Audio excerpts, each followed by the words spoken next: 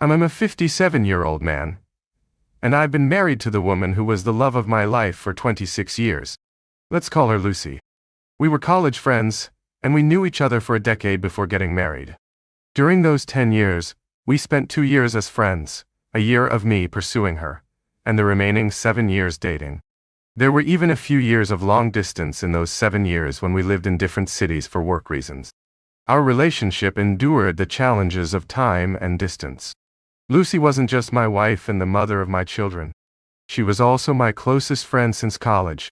She understood me like no one else. That's why her betrayal shattered me.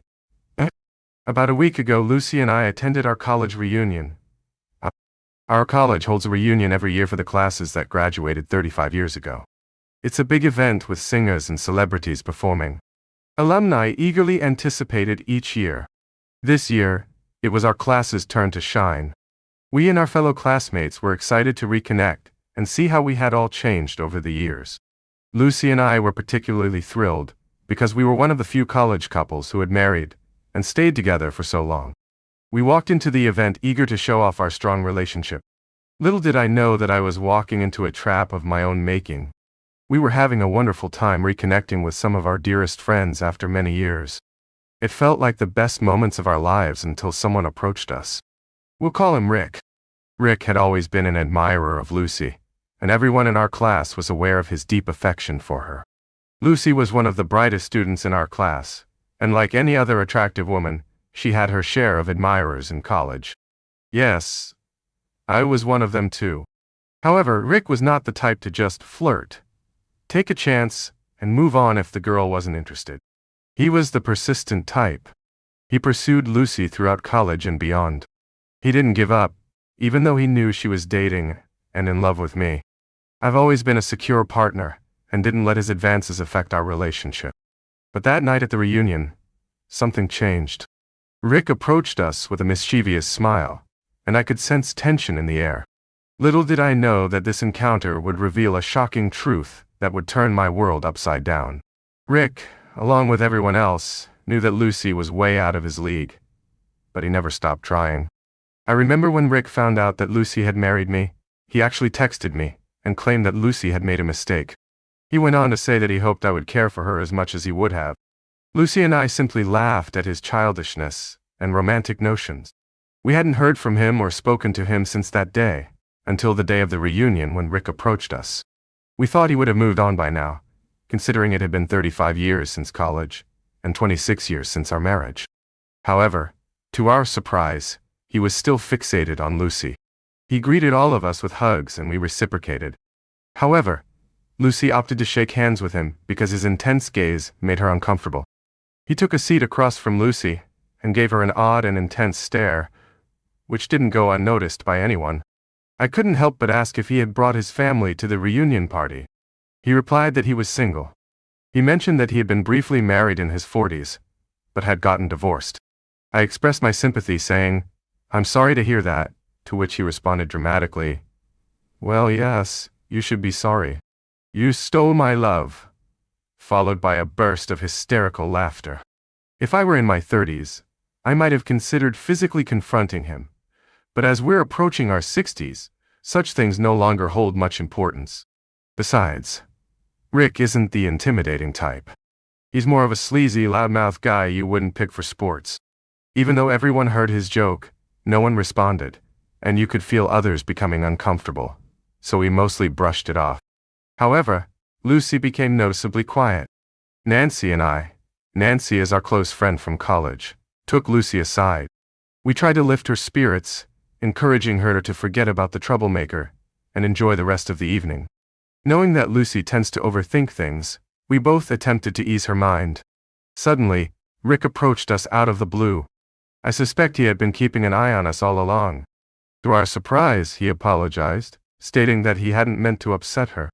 Instead, he claimed he wanted to make her feel happy that despite the years of separation and the effects of aging on her appearance, she still had an admirer.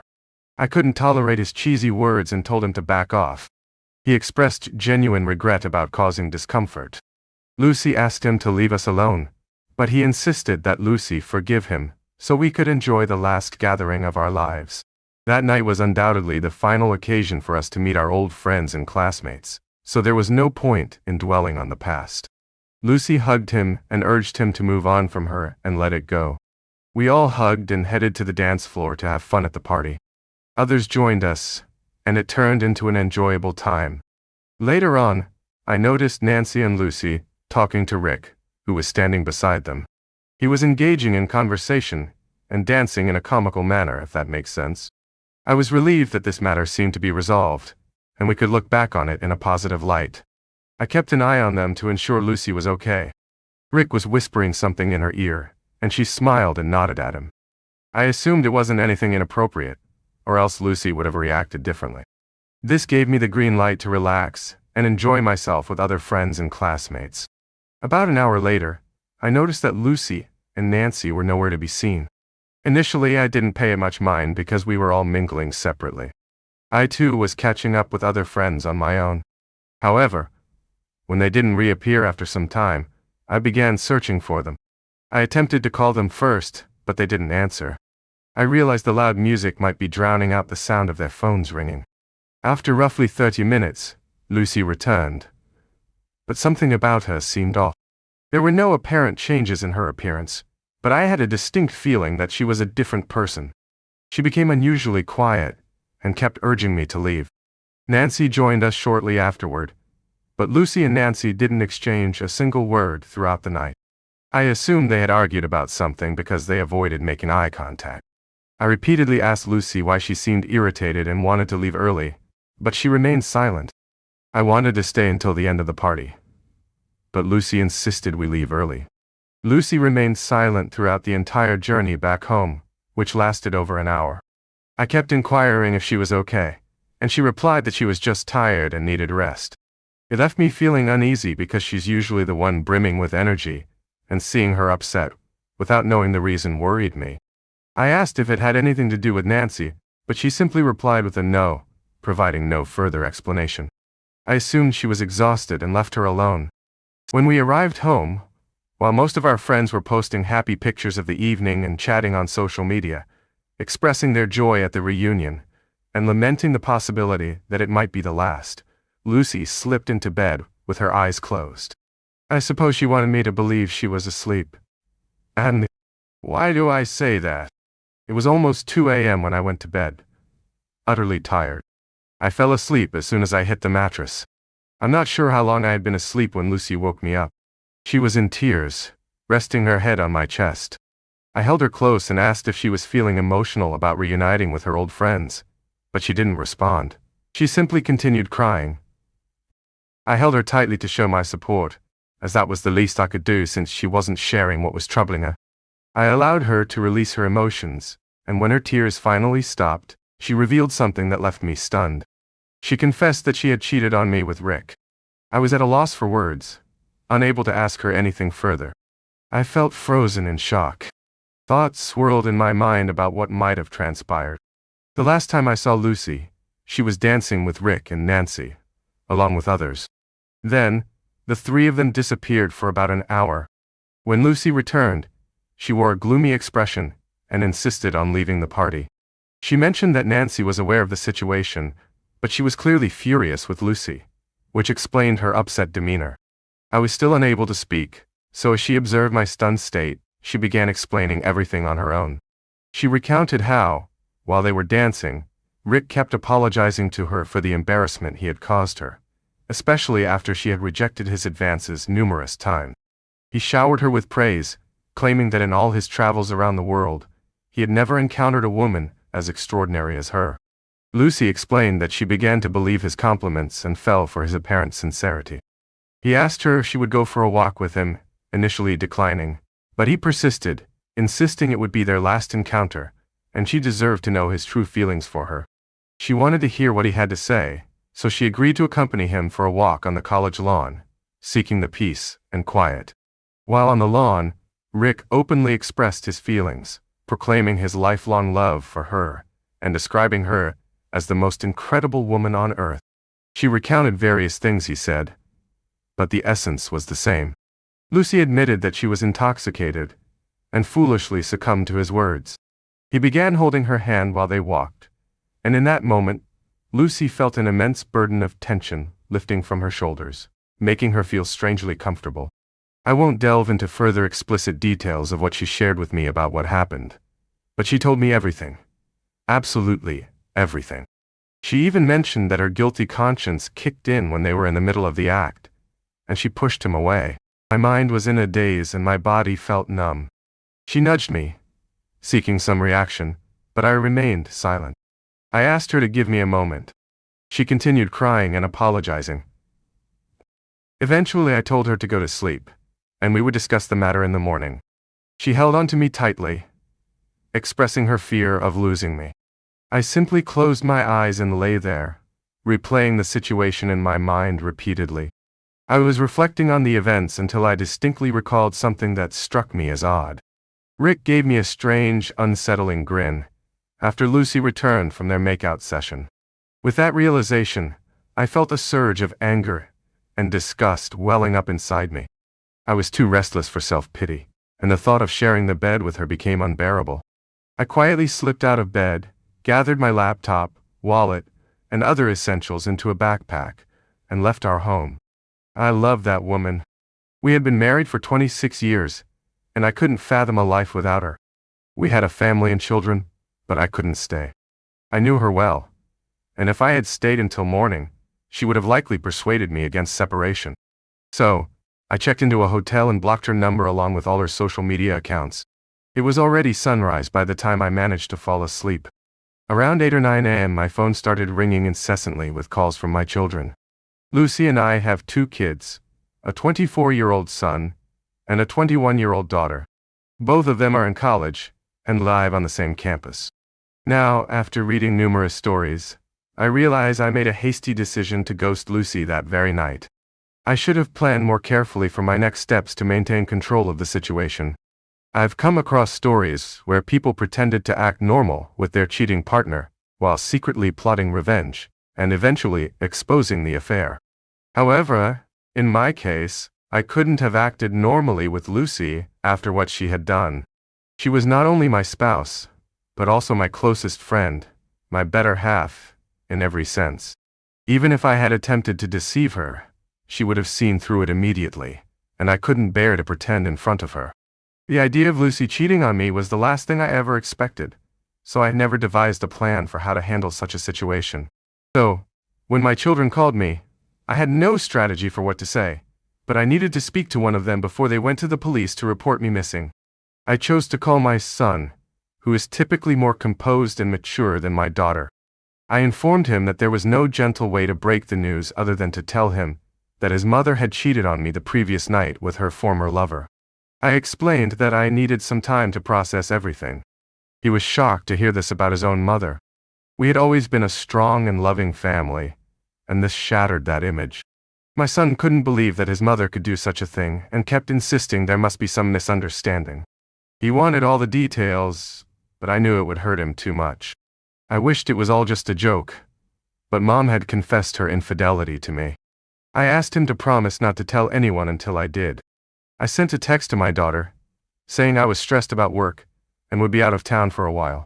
So my daughter thought I was away on business, while both my son and Lucy knew we had separated. Over the next few days, I searched online for the best lawyers and solutions to my problem.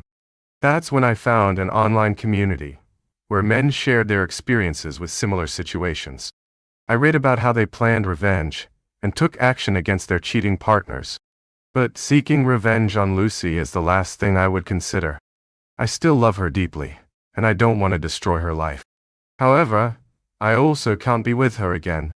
Reconciliation is not an option for me. I'm unsure how I'll navigate this situation, or if I'll ever recover from it. I have many responsibilities to handle, like my work, my children, and my assets. I've scheduled an appointment with a lawyer for tomorrow to seek advice on what to do next. Hey, everyone. Thank you for all the support. I wanted to give you an update on what's been happening. I realized that I missed sharing some important information about Lucy and me. We used to work as management consultants, but in our late 40s, we both left our full-time jobs.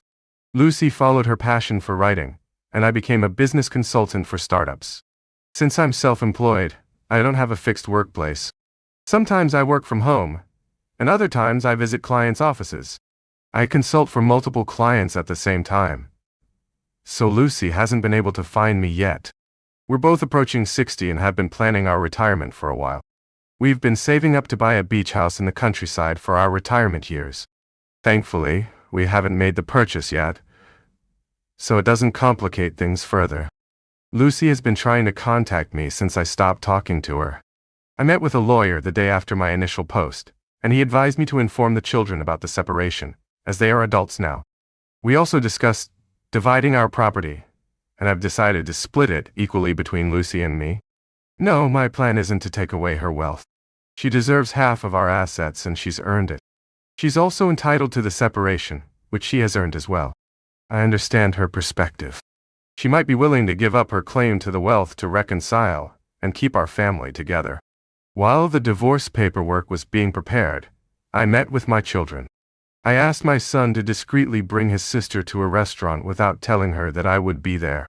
She was surprised and had a lot of questions when she saw me. One of her questions was whether I was cheating on Mom, since she knew I had cut off contact with her. It was tough to see her upset, but I had to stay strong for them and share what I needed to say. I reassured her that I wasn't involved with anyone else. Then, little by little, I started telling them the truth. My son already knew some of it, but he didn't know what I planned to do next. My daughter was devastated when she found out that her mom had cheated on me. She had been living with Lucy for the past 15 days since I left the house. She hugged me and apologized for being angry with me. Both of them asked if I could give our marriage another chance, but I made it clear that I wanted a divorce. They both broke down and cried. It was so hard to see them like that, but they understood my pain. They promised to support me through this tough time. I reassured them that I was separating from their mom, not from them, of course. My daughter told me that Mom, Lucy, hadn't been taking care of herself. She wasn't eating or sleeping properly. She had been crying and pacing nervously, trying to reach me all the time.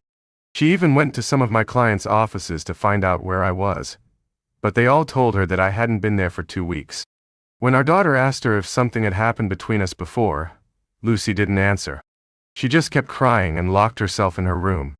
I asked my daughter to stay at home with her mom until the divorce was final. I could see their sadness turning into anger when we talked about their mom. I could tell that they felt betrayed too. I understood their feelings. They had also lost something. Our family was broken, and there was one person responsible for it. But I didn't want them to hate their mom. So, I asked them to support her. Here's something unbelievable. A few days later, I got a text from Rick asking about Lucy. He said that if I was planning to divorce her because of her cheating, he was willing to take her. I replied that Lucy was free to make her own choices. Then I blocked him. I'm sure he messaged me to make me angry, but I didn't feel any anger towards him. I won't let him get to me with his stalking tactics. Hey everyone, I'm sorry for the delay in updating you. I've been really busy sorting things out. First of all, my divorce is now finalized. When Lucy received the divorce papers, she didn't take it well. It hit her hard. Until then, she had been living in a fantasy where she thought I was just angry and would come back to her once I calmed down. But that bubble burst when she got the papers. She insisted on meeting me to talk, but my lawyer said no. He said she was getting more than she deserved, half of all our assets. She said she didn't want any of that, just me. I know her well. She wanted to convince me to change my mind if we had one last FaceTime conversation. And she might have succeeded. I still loved her and didn't want to see her suffer. But I had to stand up for myself and keep my self-respect. She took me for granted and tore our family apart. I won't go into the details of why she did it. All I can say is that I couldn't bear to live like that anymore. My daughter urgently wanted to meet with me. She told me that her mom's condition had gotten worse, and she had to be hospitalized. Lucy had fallen into a deep depression and refused to take any medication or supplements for her well-being. She was admitted to the hospital and put on a liquid diet because she had stopped eating altogether. I know some of you might think I'm heartless and only care about myself, wondering if I ever truly loved Lucy because I seem indifferent to her declining health. But let me tell you, unless you've experienced betrayal, you can't understand the pain I'm going through. I loved and cherished my wife more than words can express. I idolized her. I was her biggest supporter and fan, and we've been together for almost 30 years. She's the mother of my children. Rick was partly right. Finding someone like Lucy is incredibly difficult. She has intelligence, talent, empathy, and all the qualities you would want in a partner. That's why I made sure to treat her with love and respect. But what did she do in return? She hurt me at my weakest point. I never imagined in my wildest dreams that she would betray me, especially with Rick. A few days after Lucy received the divorce papers, Nancy reached out to me. She asked how I was doing, and how Lucy was. I told her about our separation, and she didn't seem surprised. She mentioned that she knew the reason behind it. Later, she called me again. During our conversation, Nancy asked how I found out about the affair. I told her that Lucy had confessed to it. Nancy expressed her regrets and revealed that she had tried to warn Lucy about Rick. She had advised her not to get involved with him, but Lucy didn't listen. Nancy shared something that made me more confident in my decision. Her account of the situation had a slight difference from what Lucy had told me. According to Nancy, she and Lucy were happily dancing when Rick joined them and started making advances towards Lucy. He whispered something in her ear, which Lucy claimed was an apology. Nancy felt uncomfortable with Rick's behavior and tried to intervene, but she noticed that Lucy seemed to enjoy his company. When Rick suggested going for a walk, Lucy looked to Nancy for guidance. Nancy strongly advised against it because she knew Rick could be unsettling. However, after some time, Lucy excused herself and went for a walk with Rick. Nancy wasn't too worried at first because Lucy had also shown interest in going with him. Nancy was having a good time with other friends when she realized Lucy hadn't returned. Worried about Lucy's safety, she went to look for them. Can you believe where she found them? In the changing room of the college swimming pool. But where did Lucy say they were? Out on the lawn. Nancy caught them in the act, and they only stopped when Lucy saw Nancy approaching. It wasn't Lucy's guilty conscience that made them stop. It was Nancy who interrupted them. Until this point, I still had some pride in Lucy for admitting her mistakes and confessing them to me right away. It gave me a sense of closure, even though her betrayal was devastating.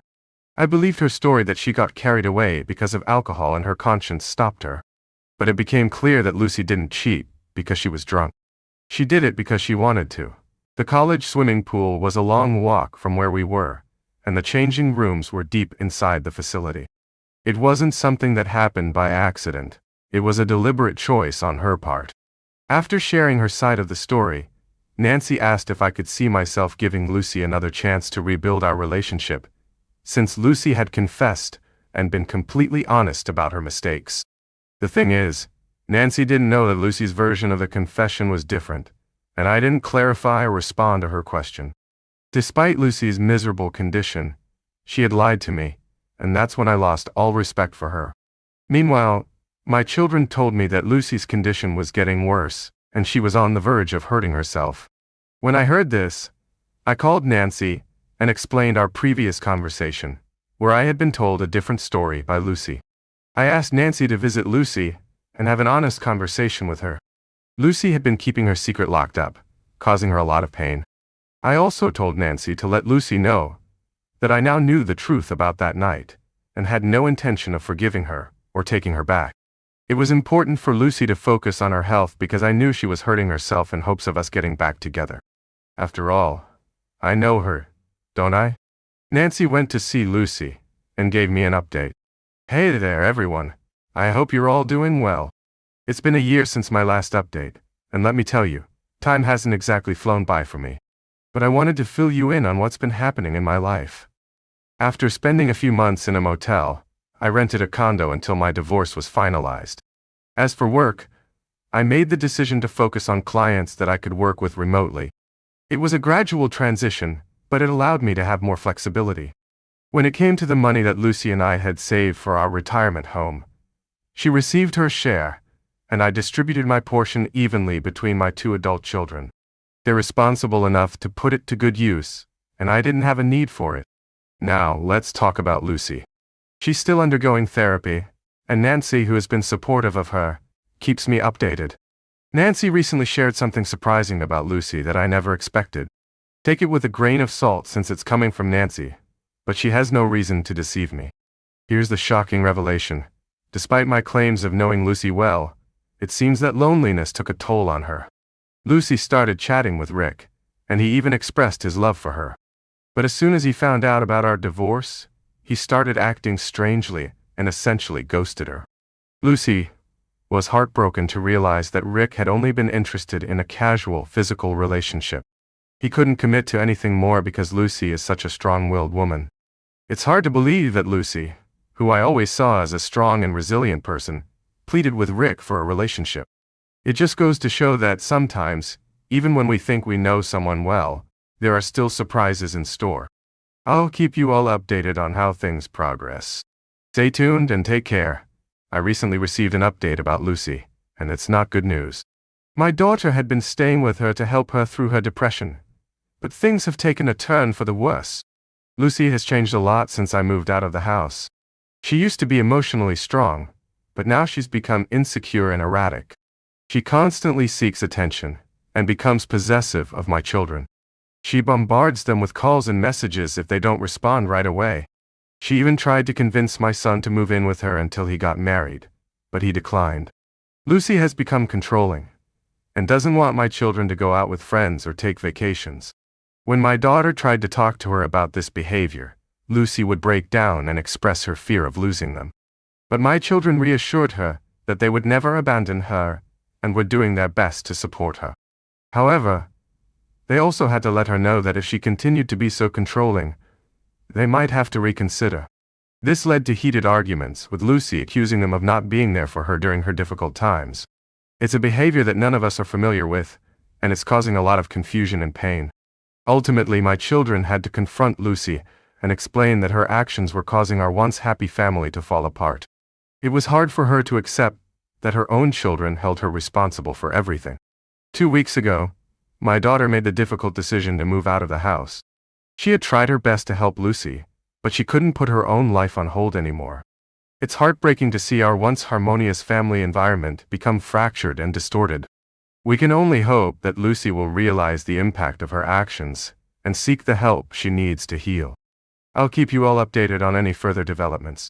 Take care, everyone. Hello, everyone. I hope you're all doing well. It's been a while since I last updated you on my journey, and I have some interesting news to share. But before I get into that, let's talk about my daughter's decision to move on from Lucy. I completely understand and support my daughter's choice. She deserves to live her own life, just like Lucy needs to regain control of hers. While some might find satisfaction in seeing their cheating ex in misery, I couldn't feel happy about it. I genuinely felt sorry for Lucy and her situation. Her poor choices have led her to a lifetime of suffering. However, I do hope that Lucy can find her way back to the confident and strong woman she used to be. She doesn't need to rely on people like Rick for emotional support. It's my wish that she rediscovers her true self and finds happiness on her own terms. As for me, I've been on quite an adventure over the past year. I've had the opportunity to live in 4 different countries, immersing myself in new cultures, trying delicious foods, and experiencing entirely different ways of life.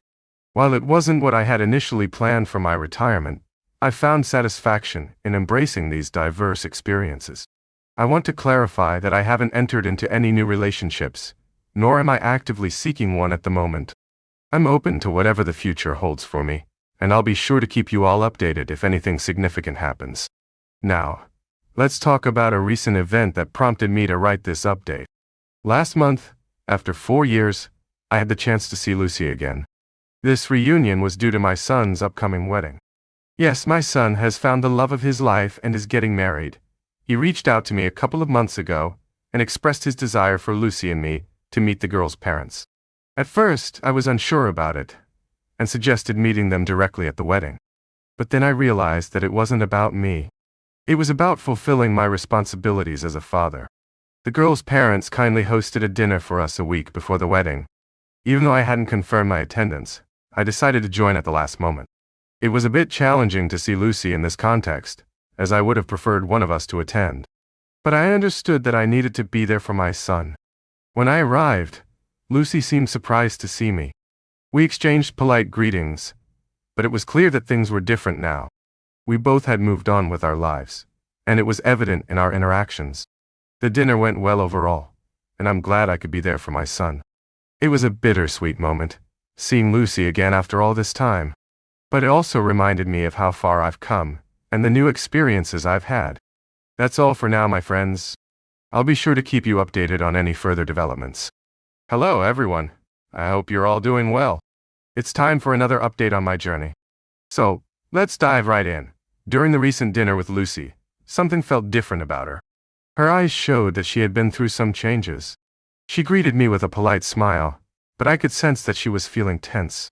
Over the years, she'd always kept her long, thick hair, but it seemed like she had aged more than expected during our time apart. Interestingly, they seated us next to each other at the table, which made me suspect that our son hadn't informed them that this would be our first meeting in years. It wasn't a problem, though. In front of others, Lucy remained silent. But when we had a chance to talk privately, she commented on how I appeared healthier and happier. I acknowledged it, saying that I had cut out all the negativity from my life. This caught her off guard, and she quickly glanced around to make sure no one overheard us. She asked if I was in a relationship, but I avoided the question, telling her that my relationship status shouldn't concern her. During our conversation, I didn't make much eye contact with her, focusing more on everyone else. After the dinner, when it was time to leave, I said goodnight to everyone with hugs, but I simply nodded my farewell to Lucy, telling her to take care. Surprisingly, my interaction with Lucy was quite uneventful. She seemed either intimidated by me, or too anxious to engage in more open conversation. I didn't dwell on it too much. After leaving the gathering, my son offered for me to spend the next few days with him, but I declined, assuring him I would call. Instead, I drove to my hotel. By the way, I don't have a permanent residence. I'm mostly out of town, and when I am in town I stay in a motel. Transitioning into a nomadic lifestyle after being a family man for 26 years was challenging, but I've grown accustomed to this adventurous life, and I'm thoroughly enjoying it. Now, on to another update. I have some exciting news to share. I have found a companion.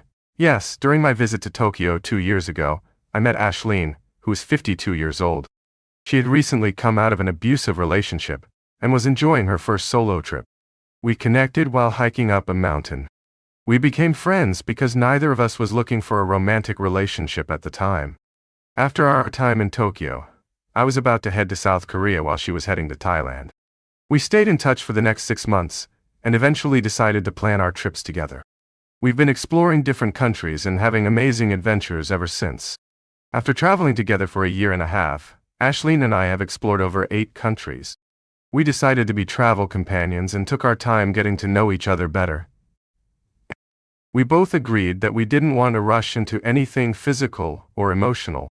Our main focus was on enjoying the experience of traveling and discovering new places.